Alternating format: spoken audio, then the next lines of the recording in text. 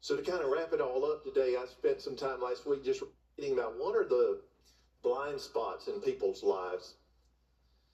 And I just want to throw some of these out there. And what I want to do is I want to ask you, if you are married and you are sitting next to your spouse, do not say amen out loud if you think this applies to your husband or to your wife or to someone you're dating. Here are some blind spots. This is one of the biggest one, and that is it's a blind spot when you think it's always someone else's fault. Another blind spot is instead of accepting critique and feedback, you always find the need to retaliate. Well, that's what you said about me. Let me tell you what I say about you. It's a retaliatory response instead of a receptive response.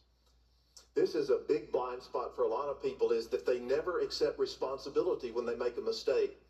There are just some people who cannot say, I apologize, or I'm sorry, and they don't even see it for the blind spot it is.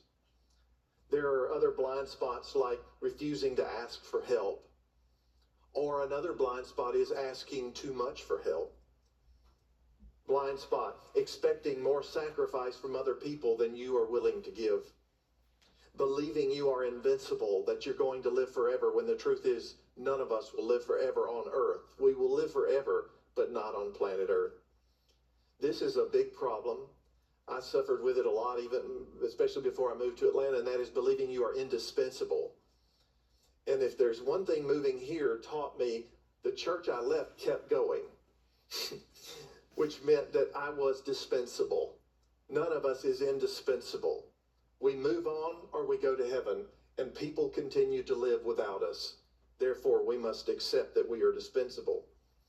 Another blind spot is operating subjectively instead of trying to obtain objectivity by looking at an angle from everyone's perspective, analyzing it logically versus emotionally, and taking a 360-degree look at the situation.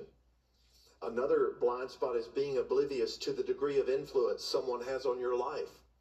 I've seen this in marriages where there is a controlling spouse, and the spouse who is being controlled, even the way they think and the way they speak, they don't even recognize that there is a controlling spirit within their marriage. And other people see it, but the person who is the victim of it does not. And it can be a parent controlling a child controlling a parent, a friend controlling another friend, co-workers do it. But being oblivious to the way you're being manipulated can be a blind spot. I don't mean to be unkind. This is a big one some people have, talking too much. In that first little church that I told you about that I served, there was a